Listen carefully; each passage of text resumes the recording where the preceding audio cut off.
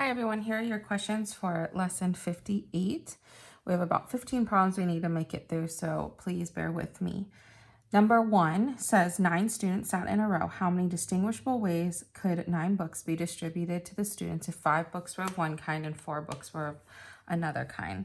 So for number 1, distinguishable permutations is n factorial over the number that are like factorial. So a factorial, b factorial. Now the total number of books distributed are 9. And then it says that 5 were of one kind, so 5 factorial. And then 4 were of another kind. So we have 9, 8, 7, 6, 5 factorial over 5 factorial times 4 times 3 times 2 times 1. Now the 5s are going to cancel, and then 3 times 2 is 6, and then 4 goes into 8 2 times. So we have 9 times 2 times 7, which your answer would be 126. And that's your equation for distinguishable permutations. Now moving on, we're going to look at number 4. So number 4 says Smith couldn't believe his eyes because the wheels on his car were revolving at 525 radians per second. What was the velocity of the car in kilometers per hour if the radius of the wheels was 10 inches? Well, for number 4, we have a formula for velocity, linear velocity for number 4, and that's v is equal to the radius multiplied by the angular velocity. We are given that the radius of the wheels is 10 inches and that the wheels are revolving at 525 radians per second. I don't need this radian label, so I'm going to cross that out there. And now I need to convert from inches per second into kilometers per hour. So inches are going to go to centimeters first, so 2.54 centimeters in 1 inch. Then we're going to go from centimeters to meters, so 100 centimeters, 1 meter, and then meters to kilometers, so 1,000 meters, 1 kilometer. My meters cancel, my centimeters cancel, and my inches cancel. And then I need to get from seconds to hours, which are not going to fit on this line. So 60 seconds, 1 minute, and then I'm going to squeeze it in here. So 60 minutes, 1 hour. So my minutes are going to cancel, my seconds are going to cancel. And your answer is going to be 10 times 525 times 2.54 times 60 squared over 100 times 1,000, and that's going to be kilometers per hour. So really this is just a unit multiplier problem once you plug in the information that you are given. Moving on, we're going to look at number 5, which is the same type of problem. It says the lone wheel rolled down the mountain until its linear velocity was 100 miles per hour. What was its angular velocity in radians per second if the diameter of the wheels was 80 centimeters? So we're starting off with the same equation, v equals rw. But in this one, we want to get the angular velocity. So I'm going to multiply both sides by 1 over the radius. So for my angular velocity, I have linear velocity times 1 over the radius. And for this one, they give us that the velocity was 100 miles per hour.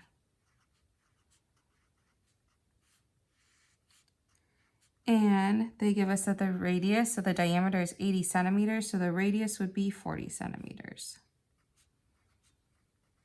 And to get this into the radians, what you have to do is you actually need to get rid of all of your units of measurement, so your centimeters and your miles, and get your hours into seconds. So I'm going to start by going from centimeters up to miles. So this would be 2.54 centimeters, and 1 inch. Cancels out my centimeters. 12 inches, 1 foot. Cancels out my inches. And then 5,280 feet in 1 mile. And look at that, the feet cancel as well as my miles cancel. And then I need to get my hours to seconds. So that would be 1 hour. I'm gonna squeeze it in again, 60 minutes. And then 1 minute, 60 seconds. So the minutes cancel and my hours cancel. You're left with seconds. Again, radian can be added in or taken away as needed.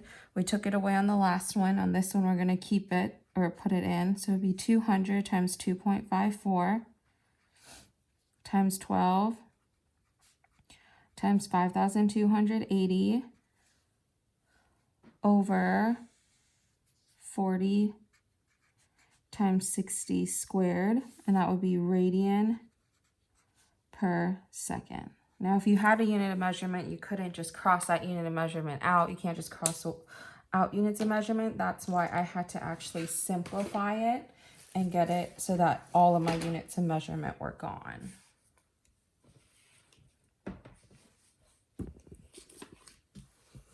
And now moving on, we're going to look at number 7.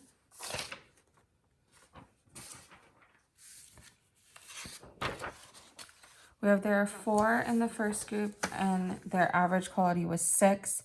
There were 10 in the second group and their average quality was 4. What should be the average quality of the last 16 so that the overall average quality would be 8?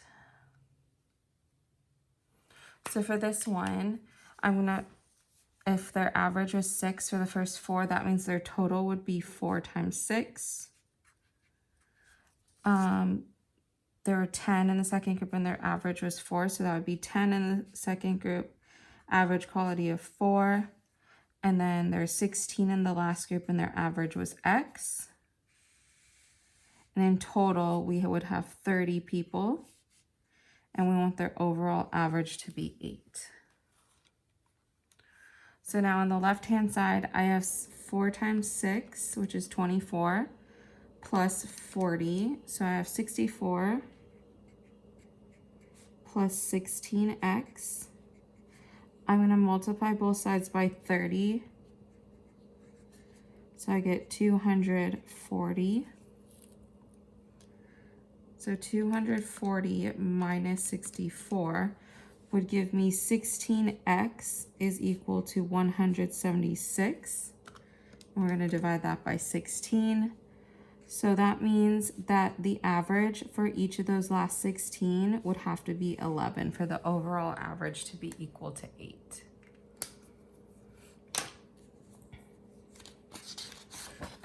Now moving on to number 11. So number 11 and I think number 12, they want you to write these both as cosine functions. You'll notice that it's currently not a cosine function because it's not peaking or dipping down at the origin. So what we need to do first is I want to make this into a positive cosine function. So I'm going to use the formula y is equal to a plus b cosine c, and then I'm going to do theta minus d.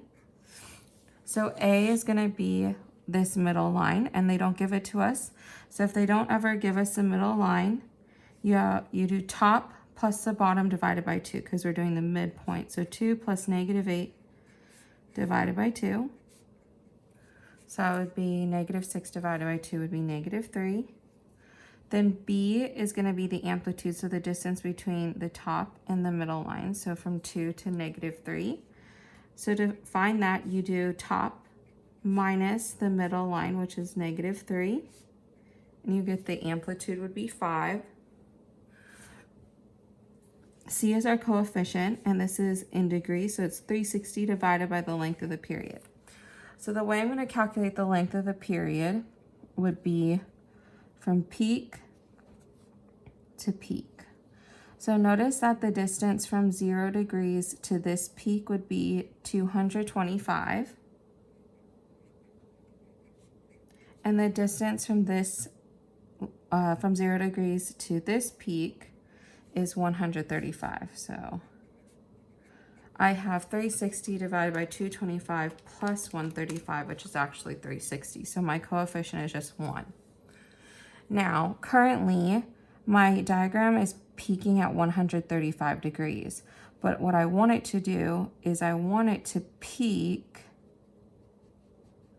at 0 degrees, which means that I have to shift this whole thing back 135 degrees. So my phase shift D is 135 degrees. It needs to shift back 135 degrees. So my answer is going to be y is equal to a, which is -3, plus b, which is 5. Cosine c is 1, and again, my phase shift would be theta minus 135 degrees. It needs to shift back 135 degrees so that it peaks at the origin.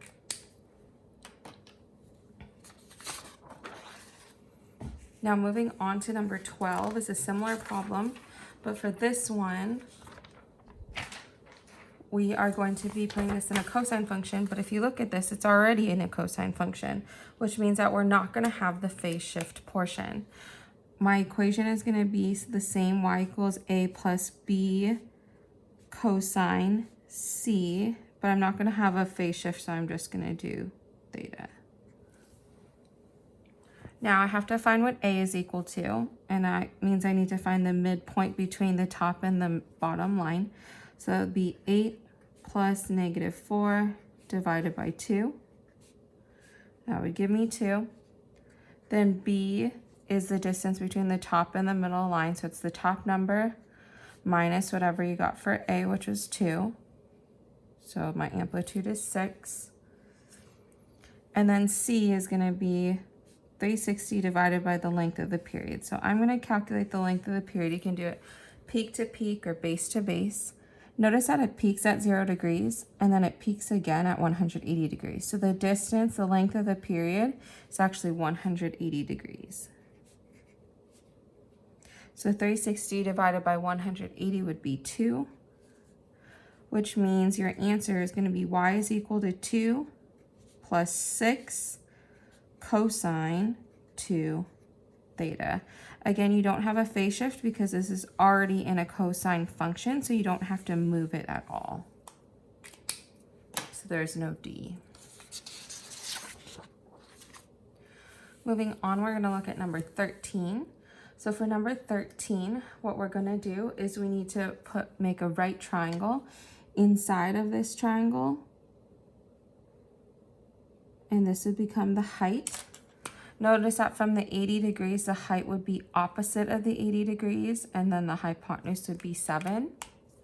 So we're going to use, for number 13, we're going to use sine of 80 equals opposite, which is the height, over hypotenuse, which is 7, which means that our height is going to be 7 times 80 sine equals, and that would be 6.89. Now I'm going to leave that in my calculator, so leave the height in your calculator, because when I solve for the area, which is 1/2 base times height, I know my base is 10 and my height is approximately 6.89. Well, 2 goes into 10 5 times, so all I need to do is multiply this height that I have on my calculator and multiply it by 5 to get my area, and that's going to give you the most accurate answer. So that would be 34.47 meters squared. So I don't ever delete my height from my calculator to make it a little bit easier for me. Now number 14, it says find the area of the trapezoid in square centimeters. So notice that this isn't in centimeters, so that means I have to convert it into centimeters after I'm done. So this would be my height from 50 degrees, that's opposite again, and 6 is going to be the hypotenuse. So for number 14, it's very similar to what I just did on that last one. I'm going to do sine of 50 degrees equals opposite, which is the height, over hypotenuse, which is 6. So my height is going to be equal to 6 times 50 sine. And you get approximately 4.596. So I'm just going to leave that in my calculator right there. And then I'm going to go to solve for the area. So for the area, it's 1/2 the height times base 1 plus base 2 for a trapezoid. So it'd be 1/2 4.596 times base 1 plus base 2, so 5 plus 10. So now what I'm going to do is I'm going to multiply this height, or I'm going to actually divide it by 2, and then multiply it by 15. So that gives me the area is equal to 34.47 meters squared. But I actually need to convert this into centimeters. So this is going to be 100 centimeters is equivalent to 1 meter, which means that you need to multiply this times 100 squared. And that's why I left it all in the calculator, so that it would give me the most accurate answer, which means that my area is going to be equal to 999 centimeters squared. So what I should have done is just rounded that up to 20, but here you go. And that would be your answer. So make sure you're paying attention to the question, because sometimes they're going to ask you to not only solve, but to also convert as well.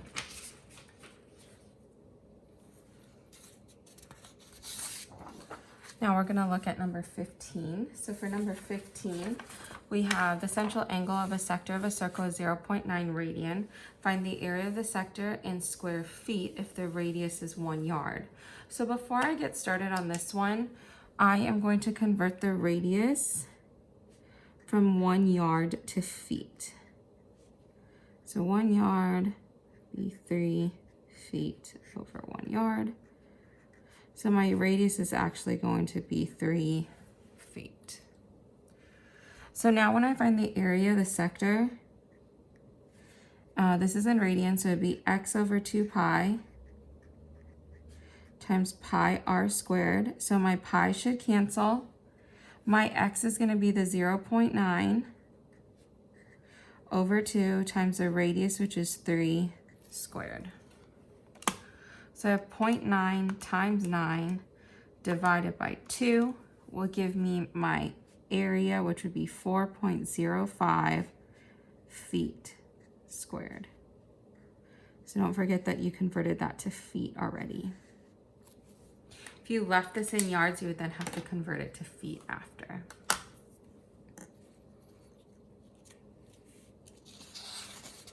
Now moving on to number 16. So for number 16, what we're going to do is we're going to find the area in square meters of a segment bounded by an arc of 110 degrees and the chord which joins the endpoints of an arc in a circle of 50 centimeters, of radius 50 centimeters. And we want to find the area in meters. So after solving for this, we have to convert this from centimeters to meters. Or you can start by converting it from centimeters to meters, it doesn't matter. Why don't we start by doing that? So the radius is 50 centimeters. If I want this to be in meters, I would multiply it by 1 meter over 100 centimeters, which would give us 0.5 meters would be my radius. Now, the equation for area of a sector, which you guys need to have memorized, would be x over 360, the area of a sector, times pi r squared, minus the area of the triangle that's created, which would be r times r sine of x, divided by 2. So what you're trying to solve for is in your circle, you're trying to solve for this area right here, the area between your sector and then the triangle that can be created inside. Your r is your radius, and then your x is going to be your degrees. So this would be 110 over 360 times pi times 0.5 squared minus 0.5 times 0.5 sine of 110 divided by 2. So in my calculator, I'm going to do 110 times pi times 0.5 squared, and then divide it by 360, which would give me 0.23998. And for the second part, I'm going to do 0.5 times 0.5 times 110 sine, and then divide that whole thing by 2. And that would give me 0.11746. And I'm subtracting that from this 0.23998. And that would give me an area of 0.12. And that would be in meters squared, because I already converted my radius from centimeters to meters. So make sure you're being careful when you're doing these problems that you're writing the answer in the correct format that they want it to be, because they're going to be tricky like that and keep switching it up on you. Now moving on to number 17. So for number 17, it says designate the region in which the coordinates of the point satisfy the given system. So first of all, we have y is greater than the parabola, because parabola is x squared. Greater than would mean all the y values above the vertex, which would be all of these values in here. So my only two that would satisfy would be A and C. And then it says y is less than the line, which would mean everything underneath the line. And so if I shaded everything underneath the line, I need to find out what section satisfies both. So the only section that has both the horizontal and the vertical lines would be section C. So your answer for number 17 would be C. Now moving on to number 22. So for number 22, it says use the locus definition method to write the equation of the line, which is the perpendicular bisector of the line segment joining the points -2, 3, and 4, 5. Write the equation in general form. Well, locus definition method is this formula. So x minus x1 squared plus y minus y1 squared equals x minus x2 squared plus y minus y2 squared. Now this is your x1 and your y1, your x2 and your y2. So when I plug this in, this is going to turn into x plus 2 squared plus y minus 3 squared equals x minus 4 squared plus y minus 5 squared. And you do need to multiply this whole thing out completely. So that would give me x squared plus 4x plus 4 plus y squared minus 6y plus 9 equals x squared minus 8x plus 16 plus y squared minus 10y plus 25. Now, x squareds and y squareds will cancel out, and you want your answer to be in general form, which means that all of your terms need to be on one side. So I'm going to move my 8x to the left, move the 10y to the left, and move, so 25 plus 16, move the 41 to the left. So now I have 12x, -6 plus 10, so plus 4y, and then I have 9 plus 4 minus 41 would be minus 28 equals 0. But you'll notice that in this equation, you can actually simplify this all by 1/4, which means that your answer is going to be 3x plus y minus 7 equals 0. And that would be your answer.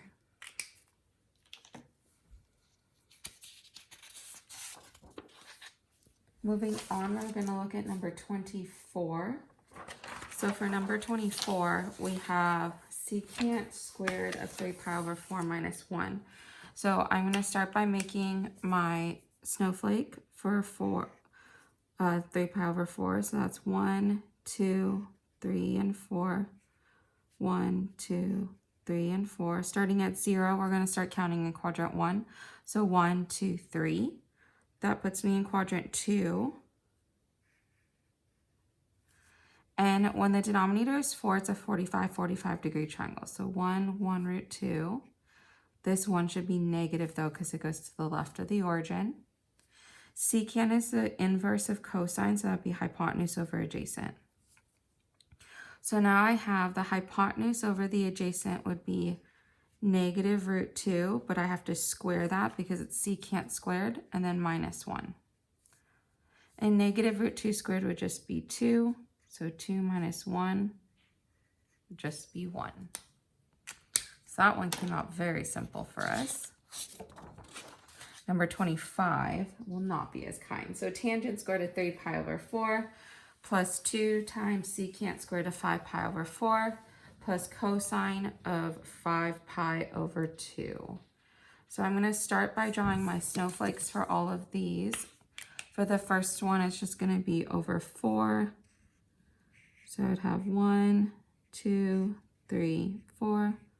1, 2, 3, 4, 0. And then for over 2, I'm going to have 1, 2, 1, 2. Now, when you start counting for positive 3 pi, would I start in quadrant 1 or in quadrant 4? Your answer should be quadrant 1. So when I start counting, this would be 1, 2, 3. So that would be quadrant 2, a 45 degree triangle, so negative 1, 1, and root 2. Tangent is opposite over adjacent. Then for my second one, secant 5 pi over 4, again, you're going to start counting in quadrant 1 because it's a positive number. So 1, 2, 3, 4, and 5. That puts you in quadrant 3. Again, a 45 degree triangle, so negative 1, root 2. Secant is the inverse of cosine, so hypotenuse over adjacent. Last one, 5 pi over 2, start counting in quadrant 1. So this would be 1, 2, 3, 4, and 5. That puts us at 0, 1 at 90 degrees. And cosine is equal to the x coordinate. So for my first triangle, opposite over adjacent would be negative 1, and then I would square that.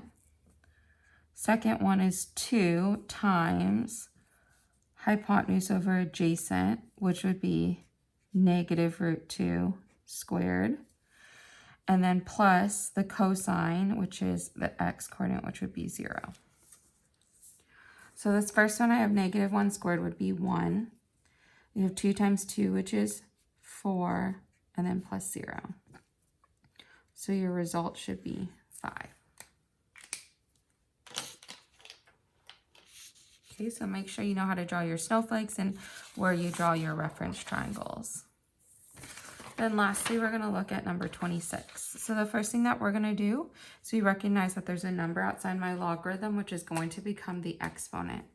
So this would become log 7 of 27 to the 2/3 minus log 7 of x plus 2 equals log 7 of 3. Now 27 to the 2/3, 27 to the power of 2 divided by 3 equals 9. So this right here would be 9. And then when I see a minus sign, that means I'm going to divide. So this means that I have log 7 of 9 divided by x plus 2 equals log 7 of 3. Now to get rid of the log 7, we're going to raise both sides to the power of 7. Cancels out the log 7. Now I'm going to cross multiply, so 9 over x plus 2 equals 3 over 1. So if I cross multiply that, I would get 9 is equal to 3 times x is 3x, 3 times 2 is 6. Move the 6 to the other side, gives us 3 equals 3x. Therefore, x is equal to 1. And you can check that because 1 plus 2 is equal to 3, which is a positive number. You remember that if it equaled a negative number, then we could not have that.